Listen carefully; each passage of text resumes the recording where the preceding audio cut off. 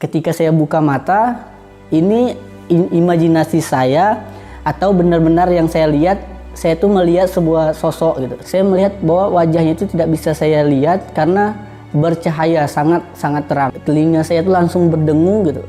Berdengung sampai saya tidak bisa sadarkan diri. Ini adalah yang saya menjadikan saya semakin sayang dengan Islam. Ketika saya mendapatkan cobaan tersebut, ternyata semua itu seperti sebuah keajaiban gitu. Ternyata SPP saya selama 6 bulan berturut-turut itu sudah dibayar oleh orang yang hamba Allah yang saya tidak tahu sampai sekarang. Saya tidak bisa berkata-kata, tapi intinya saya benar-benar rindu dengan Nabi Muhammad. Saya Julius Bani atau Muhammad Iksan mengajak antum untuk berdakwah bersama kami di Saudara Seiman. Dakwah terus tanpa henti, istighfar terus sampai mati. Mari kita bersaudara sampai ke surga. Allahu Akbar. Assalamualaikum warahmatullahi wabarakatuh. Di sebagian masjid kita habis sholat Jumat, lalu kemudian jamaah diajak berkumpul, tunggu sejenak akan ada saudara kita yang masuk Islam. Setelah masuk Islam, habis itu dikasih kain sarung, habis itu tidak tahu lagi di mana rimbanya. Tiba-tiba datang lagi bawa sertifikat mu'alaf ketika pembagian zakat fitrah. Ini tidak mendidik, maka perlu ada sebuah lembaga yang mengaturnya. Alhamdulillah diawali di Pontianak, tidak disebut mualaf center karena mungkin ini orang merasa minder, tapi disebut dengan saudara seiman. Mari kita support program ini karena nanti mereka akan dididik, ada baca Quran, ada fikih, ada akidah, ada akhlak, supaya memang betul-betul masuk Islam dan merasakan manisnya Islam. Kita support program ini dengan mengirimkan donasi ke Bank Muamalat, nomor rekening 62100666911 atas nama Baitul Mal Munzalan Indonesia Saudara Seiman. Mari kita bersaudara sampai ke surga. Terima kasih. Assalamualaikum warahmatullahi wabarakatuh. Bismillahirrahmanirrahim. Nama saya sebelumnya yaitu Julius Bani. Saya berasal dari Kecamatan Puring Jana, Kabupaten Kopasulu. Sebenarnya saya tidak tahu Islam itu dari segi baiknya gitu. Saya tahu Islam itu hanya bagian yang mungkin dipikir oleh agama lain buruk gitu. Dan saya juga tidak tahu kekurangan dari agama saya sebelumnya karena 3 tahun saya SMP, saya bersekolah di lembaga atau itu instansi agama gitu dan mempelajari apa yang agama saya ajarkan gitu. Kemudian ketika saya SMA, saya juga menjadi aktivis gereja dan itu adalah bagian dari yang paling orang tua saya banggakan gitu pada saat itu. Nah, namun seiring berjalannya waktu, alhamdulillah saya mendapatkan yang di luar dugaan gitu, yang tidak pernah saya pikirkan karena saya tidak pernah berpikir bahwa saya akan memeluk agama Islam sebelumnya gitu. Karena dari saya lahir sampai usia saya 17 tahun, saya meyakini apa yang orang tua saya yakini gitu. Nah, namun karena ada hidayah, itulah yang menyebabkan saya memeluk agama Islam sampai hari ini. Saya tidak membenci Islam, tapi saya tahu kekurangan menurut sudut pandang dari yang saya ketahui pada waktu itu. Dari sudut pandang orang tua saya gitu, yang mereka pikir bahwa Islam ini buruk. Gitu juga yang saya pikirkan ketika saya belum mengenal Islam waktu itu. Saya waktu itu kelas 3 SMA, semester 1. Itu tepatnya itu sekitar bulan Agustus waktu itu. Jadi sebagaimana yang saya katakan sebelumnya bahwa saya selalu mengikuti kegiatan-kegiatan, saya menjadi aktivis gereja, bahkan saya melatih orang-orang untuk bagaimana mengenal agama saya sebelumnya dengan baik gitu. Tetapi pada suatu hari ini seperti mimpi namun terasa nyata gitu. Ketika tengah malam, saya ingat betul mungkin sekitar jam 12 atau jam 1 gitu. Saya tidur biasa, kebiasaan saya selalu mematikan lampu ketika saya tidur.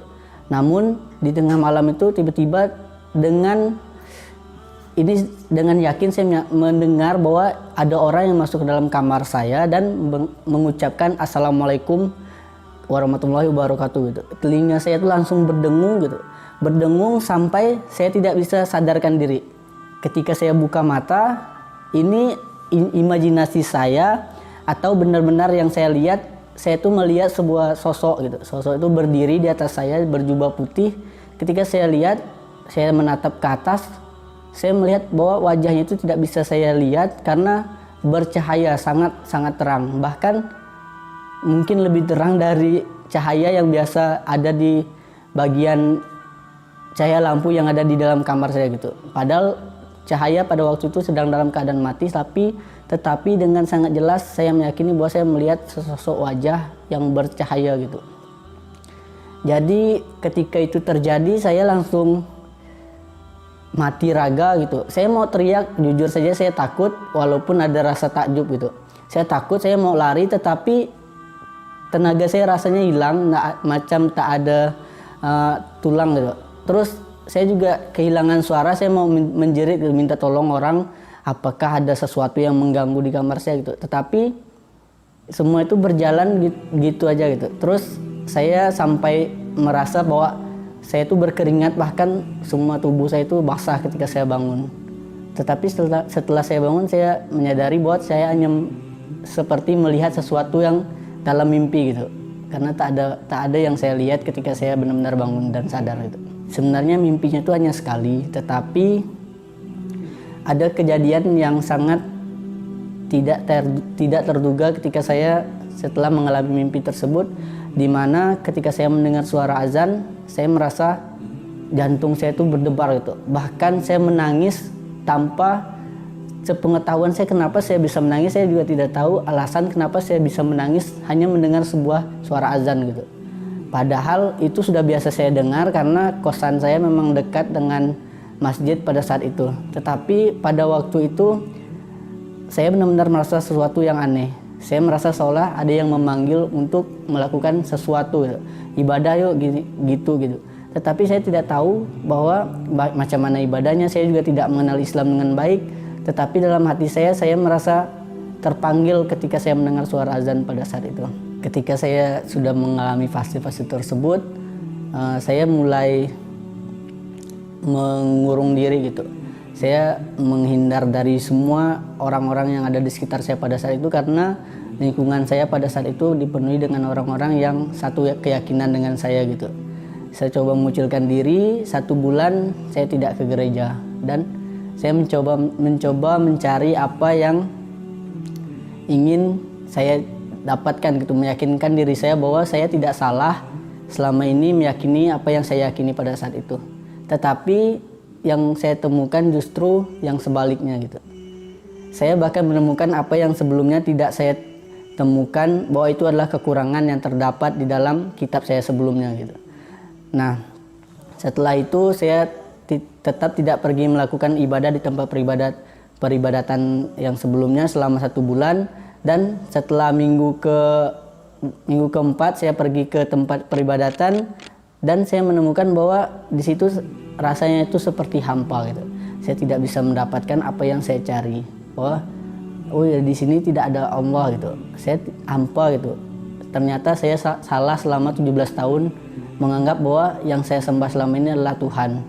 Nah, sejak hari itu saya mulai membuka pikiran saya, ternyata ini yang saya inginkan gitu. Bahwa saya ingin memeluk agama Islam, sehingga saya menghubungi kedua orang tua saya, hanya memberitahu bahwa saya ingin pindah agama, tidak meminta izin atau tidak meminta izin kepada mereka. Jujur orang tua pasti shock gitu.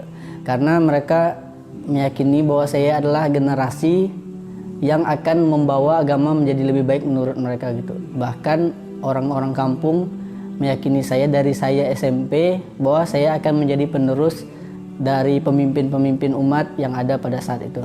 Jadi mereka benar-benar kecewa, bahkan ya selain ngomel juga diiringi dengan teriakan, bahkan nangis gitu melalui handphone. Dan ketika mereka mematikan telepon, itulah jadi komunikasi terakhir pada saat itu.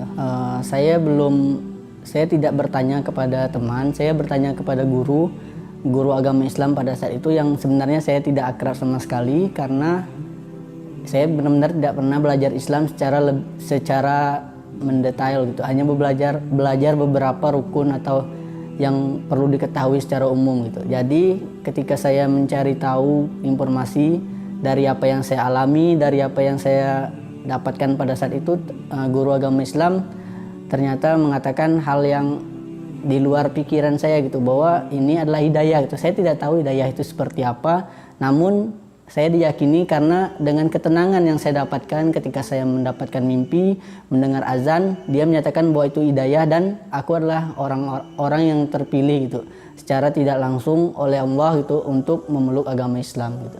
Syahadat waktu itu saya pergi ke KUA, langsung ke tempat itu karena nggak ada yang ngurus juga gitu secara lebih lanjut gitu, cuma ada yang mengarahkan gitu. Jadi saya pergi ke KUA, saya bilang sama orang-orang situ bahwa saya ingin memeluk agama Islam gitu. Setelah itu saya dibimbing, dimandikan, terus mandi tobat dan lain sebagainya di KUA yang terdapat di Putus Sibau Selatan. Karena tadi lingkungan saya adalah lingkungan yang ada di sekitar saya adalah agama saya sebelumnya, jadi itu luar biasa tekanannya. Dan yang paling memberatkan itu bahwa tekanan pertama yang muncul itu adalah dari keluarga sendiri gitu. Dari ibu, bapak, abang, hanya kakak saya yang terima. Dari hari pertama beliau tidak ada marah sama sekali, bahkan sangat support gitu dengan pilihan saya. Terus orang-orang yang di sekitar saya yang sebelumnya menjadi satu organisasi dengan saya, semuanya datang buat menghujat gitu, buat menghina dan menyalahkan saya dengan pilihan yang saya lakukan gitu. Sejak kejadian itu orang tua juga sudah putus koneksi gitu. Sejak hari pertama mualaf, mereka langsung memutuskan koneksi atau hubungan dan tidak pernah merespon panggilan yang saya lakukan, bahkan walaupun itu sampai ratusan atau ribuan kali gitu, mereka tidak pernah respon lagi. Itu berlangsung selama kurang lebih 8 bulan, dari bulan Oktober sampai bulan Juni. Tidak pernah komunikasi lagi sama orang tua, uang saku diberhentikan, motor diambil, motor yang biasa digunakan pergi ke sekolah ditarik oleh mereka. Kalau hubungan dengan ibu, alhamdulillah itu dari bulan ke-9 beliau sudah benar-benar menerima dengan ikhlas apa yang saya putuskan. Mungkin karena rasa takut, karena saya bisa melanjutkan pendidikan saya meskipun mereka melepaskan gitu. Jadi mungkin takut anaknya diambil orang gitu. Terus kalau dengan bapak sampai sekarang masih belum, ini udah hampir masuk tahun yang ketiga, bapak belum terlalu belum menghormati apa yang menjadi pilihan saya, tetapi beliau tidak marah ketika saya berada bersama satu ruang dengan beliau gitu. Beliau tidak marah tapi menganggap saya tidak ada sampai sekarang. Ya jujur saja rindu, apalagi ketika waktu itu di bulan-bulan pertama gitu, ketika saya dikucilkan, saya benar-benar rindu. Bahkan saya tidak tahu apa yang akan saya lakukan saat ini ketika mereka benar-benar mengucilkan saya. Saya pikir itu hanya berlangsung 1 minggu atau 2 minggu, ternyata itu di luar dugaan saya. Bahkan ketika hari perpisahan SMA pun mereka tidak ingin menghadiri acara perpisahan yang berlangsung pada hari itu. Itu membuat saya benar-benar kecewa kepada mereka. Dan bentuk rindu itu makin menjadi gitu, walaupun saya diperlakukan demikian. Karena saya sebagai anak bungsu, saya benar-benar bertergantungan kepada mereka pada saat itu. Dan saya selalu dipenuhi kebutuhan oleh mereka selagi mereka mampu gitu. Jadi saya benar-benar merasa tertekan pada saat itu ketika mereka menjauhi saya sebagaimana teman-teman saya yang tidak mengenal saya dengan baik. Padahal mereka mengenal saya dengan baik, tetapi mereka juga turut membenci atau menolak apa yang saya pilih gitu. Itu sungguh membuat tertekan, tetapi di balik itu semua tetap ada rindu kepada orang tua. Saya selalu berharap bahwa saya bisa bersama mereka sebagai orang-orang yang saya cintai di kehidupan yang akan datang gitu. Saya tahu hukumnya ketika saya mendoakan mereka sebagai orang yang berbeda keyakinan dengan saya tidak bisa mendoakan kebahagiaan untuk mereka. Saya hanya bisa memohon hidayah kepada Allah untuk mereka. Oleh sebab itu, itulah yang menjadi tekanan bagi saya ketika saya merasa takut bahwa saya tidak tahu apa yang akan mereka dapatkan terlebih dahulu, apakah itu hidayah atau justru maut gitu. Jadi itu yang membuat saya tertekan sampai sekarang, karena saya berpikir ketika saya tidak bersama mereka, itu adalah hal terburuk di dalam hidup saya sekarang maupun di akhirat yang akan datang gitu. Berdoa selalu di penghujung sujud, wallahu alam, tetapi hanya Allah yang bisa mengabulkan semuanya itu, sehingga hati mereka itu bisa terbuka dan bisa melihat bahwa Islam itu adalah agama yang benar gitu. Ketika saya selesai mengucapkan syahadat, tidak tahu seperti apa, tetapi serasa beban saya itu benar-benar hilang, dan saya itu merasa bahwa saya itu benar-benar dilahirkan di tempat yang baru gitu. Saya merasa bahwa saya benar-benar di tempat yang berbeda, dan ini adalah yang saya cari selama ini gitu. Inilah yang saya benar-benar inginkan selama ini. Dan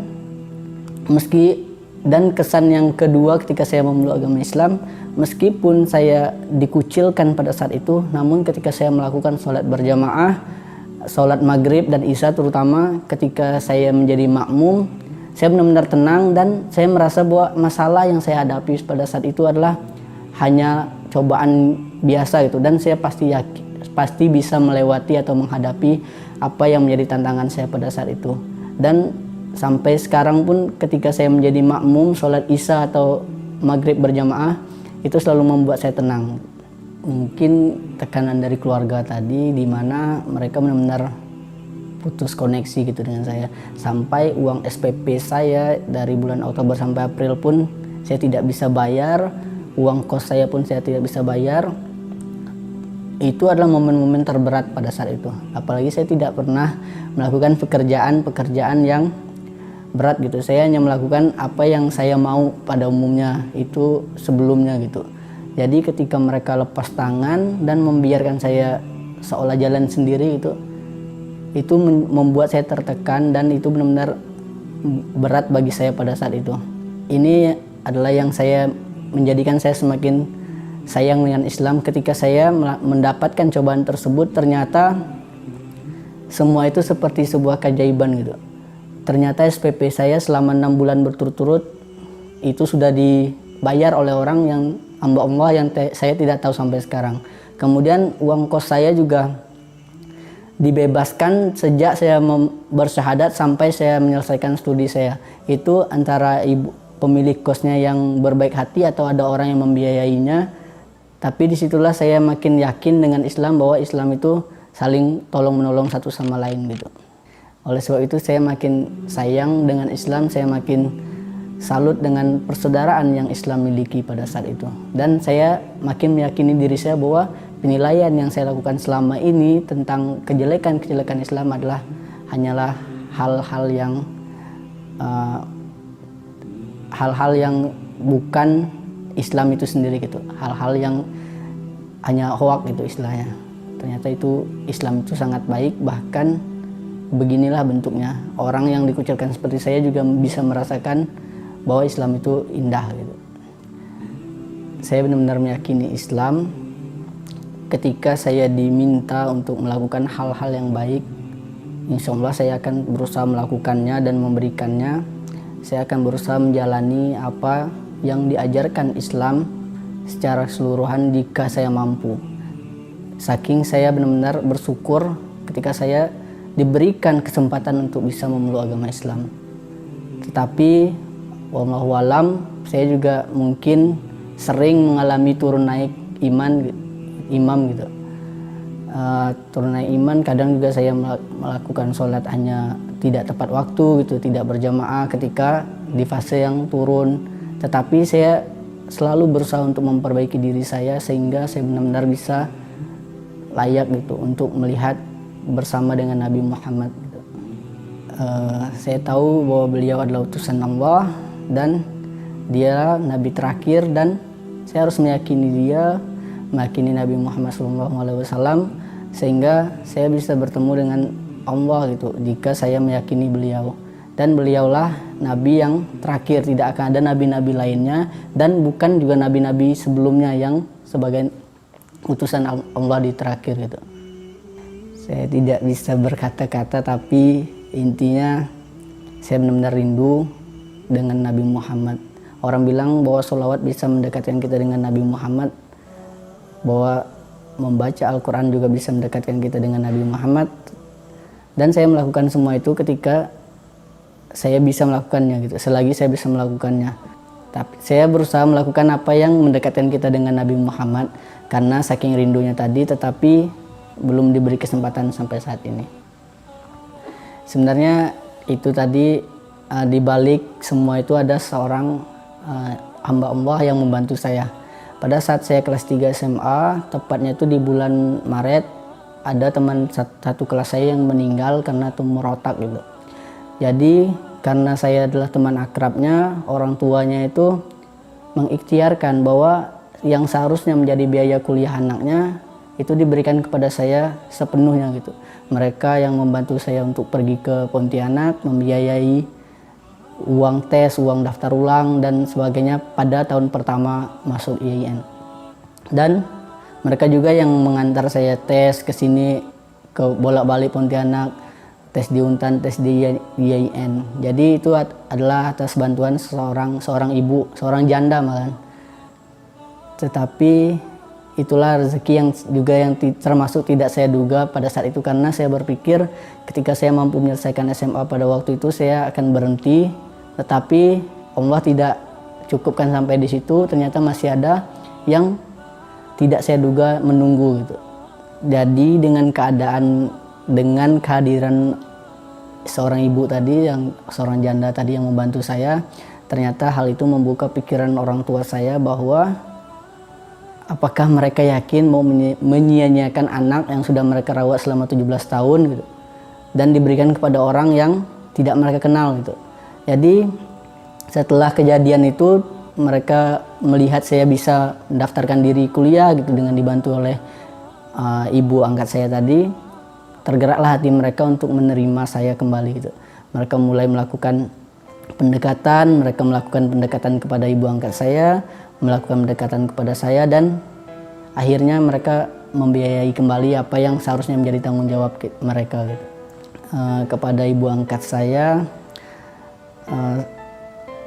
ingin berterima kasih banyak karena telah membantu saya. Tanpa beliau saya mungkin tidak akan berada di sini pada saat ini, dan beliaulah yang telah menguatkan saya, meyakinkan saya bahwa saya bisa melakukan yang terbaik untuk agama yang saya pilih. Ketika beliau meyakinkan saya untuk memilih mengembangkan agama Islam saya, waktu itu saya sempat kecewa karena pilihan saya sebelumnya adalah di Untan gitu. Tetapi karena saking sayangnya beliau, ibu angkat saya kepada saya, beliau meminta saya untuk mendalami agama Islam lebih baik. Tanpa beliau mungkin saya tidak akan ada di sini dan saya tidak akan mengenal Islam lebih baik dari sekarang. Mungkin bisa jadi saya hanya Islam KTP ibaratnya kalau saya tidak mendapat bimbingan yang benar-benar dari kasih sayang beliau. Oleh sebab itu saya benar-benar terima kasih pada ibu angkat saya karena beliau juga yang telah mengorbankan segalanya untuk saya. Tidak ada yang bisa saya lakukan untuk membalas kebaikan yang beliau berikan kepada saya kecuali mendoakan agar selalu diberikan kemudahan selama hidup di dunia ini, maupun persiapan kita semua menuju Allah Subhanahu wa Ta'ala. Buat mama kandung, terima kasih karena sudah menjadikan saya lebih kuat dari saya sebelumnya. Terima kasih karena selalu telah memberikan support yang terbaik sampai hari ini, meskipun sempat membuat saya merasa dikucilkan, tetapi saya tahu bahwa beliau selalu menyayangi saya dengan sepenuh hati. Dan saya tahu seorang ibu tidak akan pernah merelakan anaknya mendapatkan yang terburuk. Oleh sebab itu saya selalu bersyukur ketika mama selalu kuat dengan apa yang saya lakukan, meskipun itu bertentangan dengan apa yang mereka pilih gitu, atau apa yang mereka inginkan.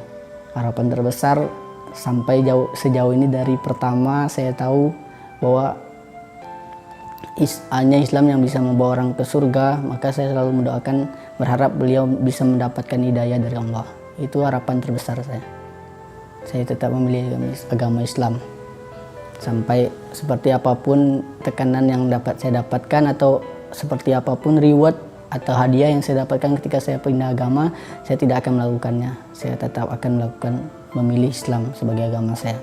Momen yang berkesan mungkin ketika saya sering melaksanakan sholat, saya bisa menghafal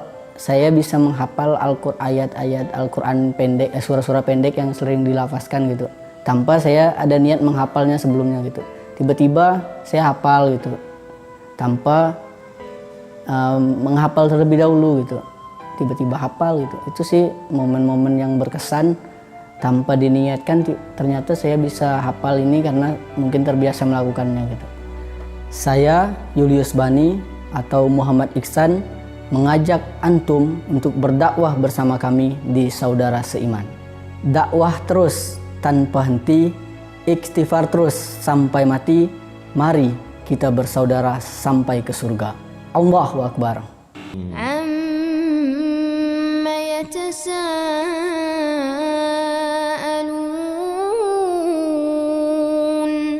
عن النبأ العظيم الذي هم فيه مختلفون كلا